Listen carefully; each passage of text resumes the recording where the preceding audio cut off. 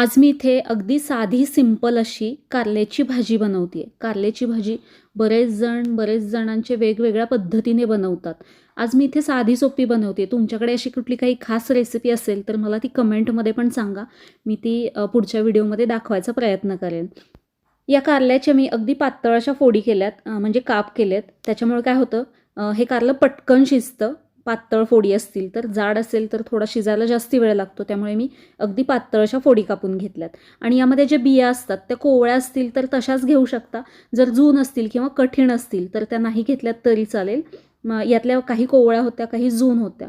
तर ज्या कोवळ्या होत्या त्या मी बियांसहितच हे कापून घेतलं आहे. आता हे मी एका बाउलमध्ये काढून घेतलं. त्यामध्ये 1 चमचा चवीपुरतं मीठ घालायचं आहे आणि हळद घालते मी अर्धा चमचा.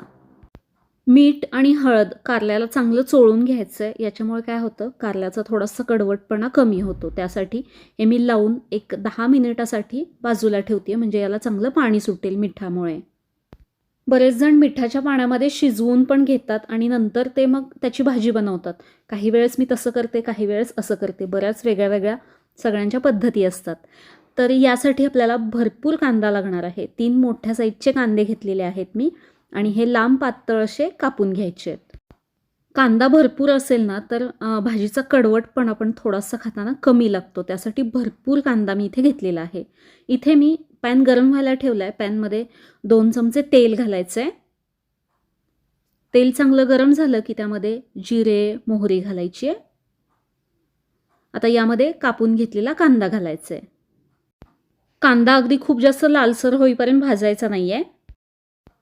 कांदा भाजतोय तोपर्यंत एका बाजूला आपण कारलं जे हळद मीठ लावून ठेवलं होतं त्याला पाणी सुटलंय, कारलं चांगलं मऊ झालंय. यातलं आपल्याला अशा पद्धतीने पाणी प्रेस करून काढायचं आहे. जर तुम्हाला नसेल काढायचं तर असंच डायरेक्ट तुम्ही पाणी न काढता वापरू शकता. पण बऱ्याच जणांना खूप जास्त कडवट आवडत नाही, त्यासाठी हे अशा पद्धतीने पाणी तुम्ही काढून घेऊ शकता. मी इथे काढून घेतलंय. आता एका बाजूला कांदा आपला थोडासा सॉफ्ट झालाय, जास्ती भाजायचा नाही आहे. हलकासा याचा रंग बदलला आणि कांदा मऊ झाला की त्यामध्ये हे कारलं घालायचं आहे.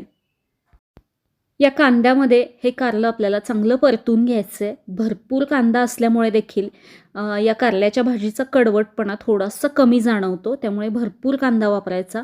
गॅस कमी ठेवायचा आणि झाकण ठेवून 4-5 मिनिटे वाफ काढून घ्यायची. अधेमध्ये झाकण काढून हे आपल्याला परतून घ्यायचं आहे, नाहीतर एखाद वेळेस कारलं खाली करपू शकतं.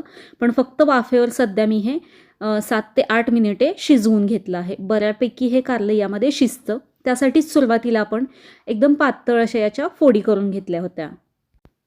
हे कारलं 90% तरी शिजलं आहे. आता यामध्ये मी घालते हा आपला अक्षदाज रेसिपीचा कांदा लसूण मसाला. आणि हा मसाला घरगुती पद्धतीने डंकावरती कुटलेला आहे. तुम्हाला पाहिजे असेल तर या नंबरवरती व्हॉट्सअप करून तुम्ही तो मागवू शकता. हा मसाला आवडीनुसार घालायचा आहे. 2 चमचे मी इथे घालते. थोडासा गरम मसाला आणि गूळ मी इथे घालते. त्याऐवजी साखर पण वापरू शकता. हे सगळं चांगलं परतून घ्यायचं. गॅस कमीच ठेवायचा, कारण मसाले करपू शकतात. अगदी थोडंसं पाणी घालायचं आहे. कारलं आपण अगोदर शिजवून घेतलं आहे, त्यामुळे मसाला कारल्यामध्ये छान मिक्स व्हावा इतपतच मी यामध्ये पाणी घातलं. झाकण ठेवून 4 ते 5 मिनिटे लो हीटवरती हे सगळं चांगलं शिजवून घ्यायचं. मस्त चमचमीत अशी ही आपली कारल्याची भाजी तयार आहे. सगळ्यात शेवटी छान अशी कोथिंबीर घालायची. अगदी साधी सिंपल ही कारल्याची भाजी तुम्हाला कशी वाटली मला कमेंट करून नक्की सांगा. ही कारल्याची भाजी तुम्हाला थोडीशी जरी आवडली असेल तर व्हिडिओला लाईक, शेअर आणि सबस्क्राईब नक्की करा. परत भेटू एका नवीन रेसिपीमध्ये. धन्यवाद.